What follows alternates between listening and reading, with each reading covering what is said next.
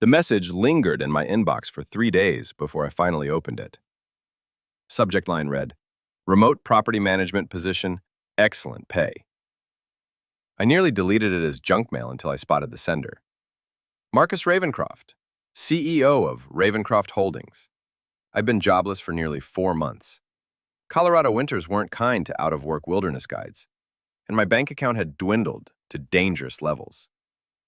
I clicked the email expecting little, but willing to consider almost anything. "Mr. Henderson," it began, "your expertise in backcountry survival and self-reliance has come to my attention. I own a remote estate in northern Montana, requiring on-site maintenance and security. The position offers substantial compensation for a 6-month commitment beginning immediately." The salary figure made me read it twice, more than I'd earn in 2 years of regular work. The email continued with unusual specifics. Complete isolation required. Outside communication limited to weekly email reports. You must arrive alone and remain on the property for the contract duration. Hunting permitted within property boundaries to supplement provided supplies. I responded with my resume attached, half expecting silence. Within hours, Marcus replied with a detailed contract and property specifications. The place was massive. Nearly 500 acres of private land bordering national forest near Glacier Park. The contract terms were specific and strange. 6 months without leaving the property. No visitors. Weekly reports mandatory. Equipment maintenance schedules. Boundary patrols required. It felt like house sitting, mixed with security work with heavy emphasis on privacy. I printed the contract, reading it twice over a beer. Nothing obviously illegal, though the confidentiality sections were extensive. The payment schedule caught my attention. Half the total wired immediately upon signing, remainder upon completion. Even walking away halfway through would leave me financially better off than I'd been in years. I called my sister Rachel before deciding. She's the practical one. "Sounds too good to be true," she said after I explained the offer, carefully avoiding specifics as the contract required. Maybe I admitted. But the company checks out. Real estate holdings throughout the Midwest, commercial properties in Denver, resort developments in Utah. And they want you alone in the woods for 6 months. "What are you guarding, David? Government secrets?" I laughed. "Just some rich guy's vacation home. The property taxes alone must be astronomical." "Send me the exact location before you go," she insisted. "And call when you can. I'll email you," I promised, not mentioning the limited communication restriction. That night, I signed the contract and sent it back. Within 20 minutes, my phone buzzed with a banking alert. The first payment had already arrived. The next morning, I started packing my truck. Methodically. Hunting rifle and shotgun, fishing gear, extra ammunition, tools for repairs, winter clothing, boots, and enough canned food to supplement whatever was already there. Books, since there'd be no streaming with limited satellite internet. A comprehensive first aid kit and medications. I couldn't just run to the pharmacy where I was going. The drive north from Colorado took me through familiar territory that gradually looked different as I crossed into Montana. Mountains grew larger, forests denser. I'd lived in wilderness most of my adult life, but something felt odd about this trip, like I'd traveled this exact route before. "That's strange," I said aloud, as I recognized a particular mountain silhouette I couldn't possibly have seen before. The feeling faded quickly, and I attributed it to excitement about the new position. The GPS coordinates led me toward Glacier National Park's western edge, down increasingly narrow and remote roads. Cell service disappeared about an hour after passing through Kalispell. By late afternoon, I reached Birchwood, the last significant town before my destination. I pulled into a general store, deciding to make one final supply run. Inside, I grabbed extra ammunition, more batteries, additional non-perishables, and heavy-duty winter gear. Montana winters were notorious, especially in the mountains. The elderly man at the register made conversation as he rang up my purchases.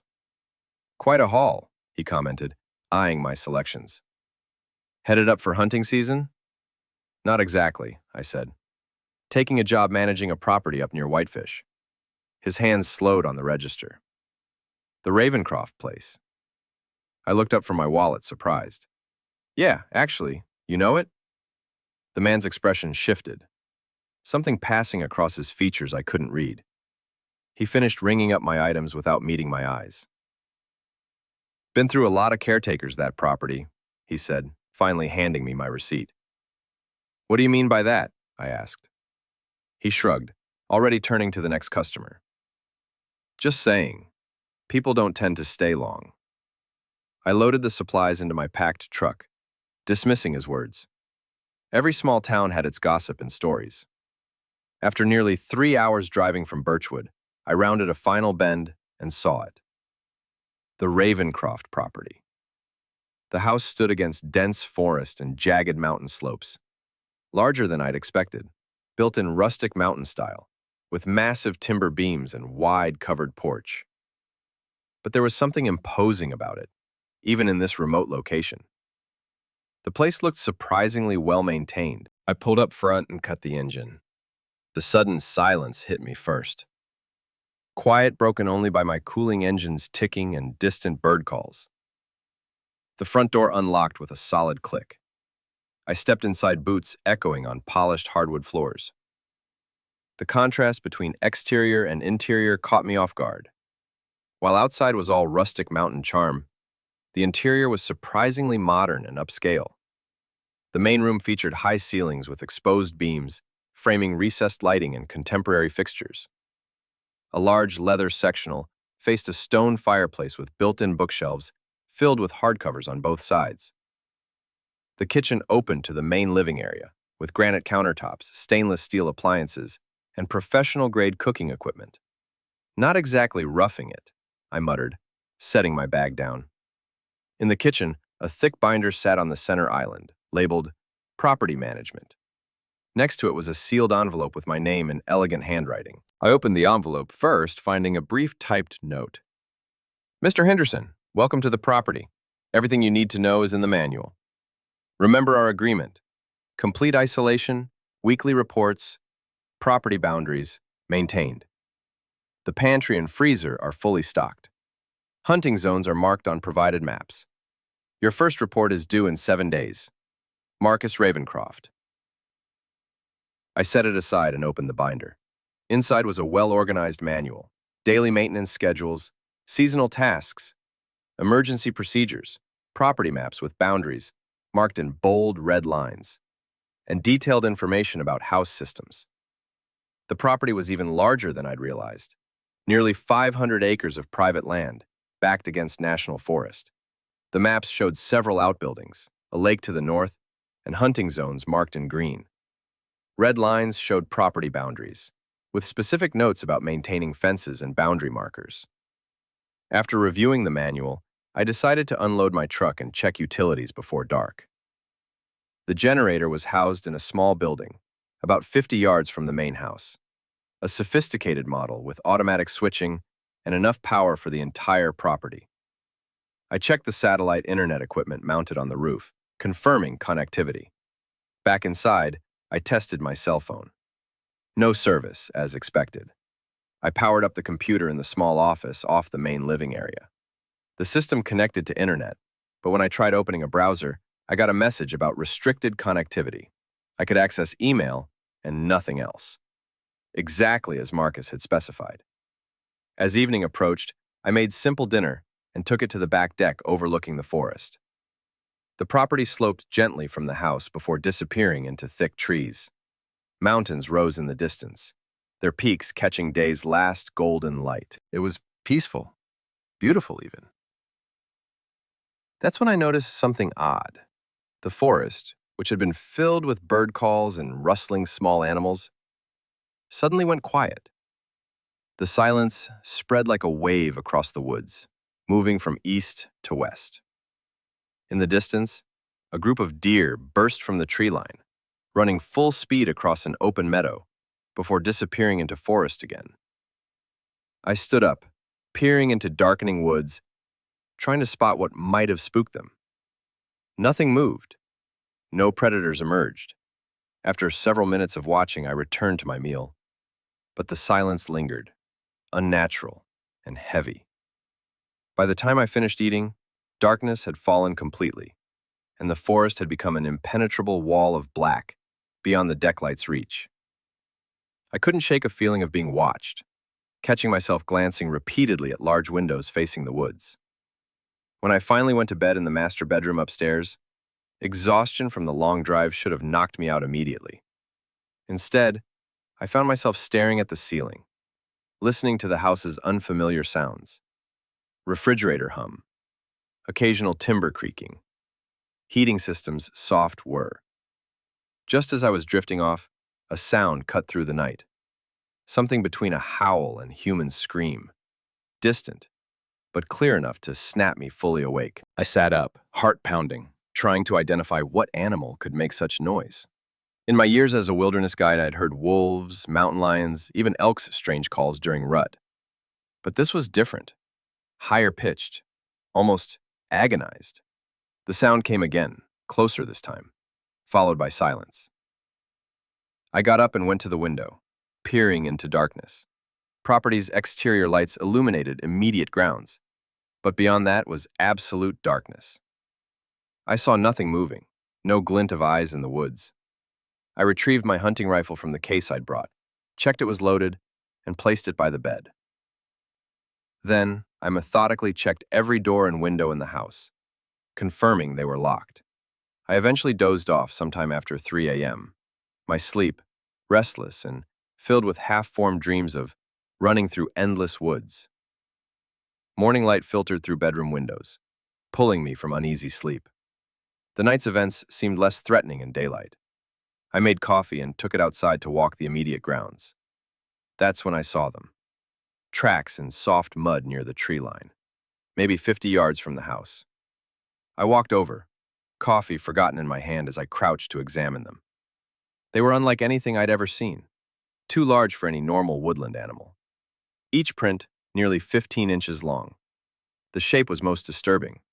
They had an almost human-like arrangement, but with elongated toes, ending in what looked like claw marks gouged deep into earth. The stride length between prints was massive, suggesting something that moved with incredible speed. I followed the tracks, watching them circle the house at a distance before returning in the same direction. Whatever had made them had been watching the house. I stood at the forest edge, staring into the trees, wondering what kind of animal had visited during the night. Despite years of backcountry experience, I had no explanation for tracks like these. The next morning, mind still fixed on those strange tracks, I decided to make a trip to town. I felt uneasy about spending another full day alone on the property, after what I'd witnessed. Getting away for a few hours seemed wise. I found a local map showing Millbrook as the nearest small town, about 20 miles from the property. The drive took me down the same winding roads I'd traveled to reach the property. In daylight, the route seemed less ominous. Millbrook wasn't much more than a wide spot in the road, a small cluster of buildings, surrounded by scattered houses. I spotted a general store with gas pumps out front, a post office, and what looked like a diner at the far end of the main street. A bell jingled as I pushed open the store door, stepping into a shop that smelled of coffee, wood polish, and various household goods. A woman behind the counter looked up as I entered. She had brown hair pulled back in a ponytail, and when she saw me, she smiled, as if she knew me. "David Henderson back already?" she called out cheerfully. "I thought you usually came in on Fridays." I stopped in my tracks, surprised. I had never been to this store before, and certainly hadn't told anyone my name. "I'm sorry, have we met?" I asked, approaching the counter. The woman's smile faltered slightly. "Very funny, Dave. You've been coming in every week for, well, it must be years now." She looked at my face with growing concern. "Are you feeling all right?" "I just arrived at the Ravencroft property yesterday," I said carefully. "This is my first time in Millbrook." A few other customers in the store glanced over at our conversation. An elderly man examining fishing lures nodded at me. "Henderson," he acknowledged. "Good to see you. Any luck with those night fishing spots I mentioned last month?" I felt a chill. I'd never seen this man before in my life. The woman behind the counter, Sarah Patterson going by the store name, gave a nervous laugh that didn't sound genuine. "Dave, you're being strange. You've been the caretaker up at the Ravencroft place for ages. You always buy the same things. Coffee, those specific batteries for your weather station, and beef jerky. Another customer, a middle-aged woman, by the canned goods nodded. You helped my daughter when her car broke down last winter, Mr. Henderson, don't you remember? I felt dizzy, like the floor had suddenly tilted. These people were absolutely convinced they knew me. I think there's been some misunderstanding, I said, trying to keep my voice steady. I just took this job. I signed the contract with Marcus Ravencroft last week. Sarah's expression changed subtly. She looked worried, perhaps frightened for just a moment. She glanced at a wall calendar behind the counter. Well, she said with forced brightness, memory can play tricks on all of us. What can I help you with today? I quickly gathered the supplies I needed: batteries, tools, a better first aid kit, and other necessities. When I brought everything to the counter, Sarah rang me up. Quickly, her earlier friendliness replaced by professional coolness. As she processed my payment, she leaned forward slightly and lowered her voice. Be careful up there, Dave. The full moon's coming in a couple weeks. Before I could ask what she meant, she straightened up and handed me my receipt with a professional smile. Have a good day now. I grabbed my bags and headed for the door, thoughts spinning. As I stepped outside, an elderly man who'd been leaning against the store wall approached me. Henderson, he said gruffly. Got a minute? I hesitated, then nodded cautiously. Robert Martinez, he said, not offering his hand. You know who I am. No, sir, I don't, I replied honestly. He studied me closely. How's the situation up at the Ravencroft place? What situation? I asked. Robert stepped back, looking confused. You really don't remember, do you? He shook his head. Sorry to bother you. Must have me confused with someone else. The drive back to the Ravencroft property was a blur. My mind kept cycling through possibilities, each more disturbing than the last. Maybe I was having some kind of breakdown. Maybe there was another David Henderson who had been here before me. Maybe something about the property was affecting my memory. When I pulled up to the house, everything looked exactly as I'd left it that morning. I brought my supplies inside and immediately went to the computer in the office. I checked my sent emails and found weekly reports to Marcus Ravencroft that I had no memory of writing. The first dated October 8th, the second October 15th. Both contained detailed accounts of maintenance I'd performed, wildlife I'd observed, and weather conditions. I scrolled through the emails, reading my own words that I couldn't remember writing, describing activities I couldn't remember doing. How could I lose days, nearly 2 weeks, without any memory of them? What had I been doing during that time? I went to my bedroom and dug through my bag until I found a small notebook and pen. If I was losing time, I needed to document everything. I wrote the date at the top of the first page, October 17th, and began recording everything that had happened since I arrived at the property as best I could remember. The full moon hung massive and brilliant over the mountains, bathing the entire property in cold, pale light. It had been 3 days since my discovery in town. 3 days I'd spent preparing and feeling increasingly anxious. The date on my phone read October 24th, the date Sarah had marked on her calendar, the full moon. I'd spent those days fortifying the house as best I could, nailing plywood over the most vulnerable windows, checking and rechecking my rifle and ammunition, setting up additional motion sensors around the property. Each night, something had circled the house, leaving those same massive tracks, but never approaching as close as that first night. Today had been different. Since dawn, I'd heard strange activity in the forest, breaking branches, rustling undergrowth, and once, a sound like wood being torn apart. The wildlife cameras captured nothing, except more fleeing deer and a coyote sprinting from the northern section of property. As darkness fell, I knew I couldn't simply wait inside. Whatever was out there seemed to be growing bolder, and I needed to understand what I was dealing with. I grabbed my hunting rifle, a powerful flashlight, and packed a backpack with extra ammunition, water, and emergency supplies before stepping outside into the moonlight. The night air hit me like ice water, far colder than normal for October in Montana. My breath formed thick clouds that hung in the air before dissipating. There were no normal night sounds. No owls, no small animals rustling in underbrush. The silence felt oppressive. I walked along the tree line, moving slowly, sweeping my flashlight beam back and forth across the ground. Fresh tracks appeared about 100 yards from the house, the same elongated footprints I'd seen before, but deeper, as if whatever made them was heavier now. The tracks led north, away from the house. I followed them, keeping my finger near my rifle's trigger. The trail wound through denser forest, sometimes doubling back or circling trees, the movement pattern of a predator stalking prey. 2 miles from the house, I saw the forest opening ahead. Through gaps in the trees, I could see moonlight reflecting off something in a clearing. I approached more cautiously, crouching low and using trees for cover. The clearing revealed itself suddenly, a perfect circle, about 50 feet across, completely devoid of trees. The pines surrounding it leaned away from the open space, rather than toward it, creating an unnatural appearance. In the center stood what appeared to be an altar, a rectangular stone slab, about 4 feet high, weathered and ancient.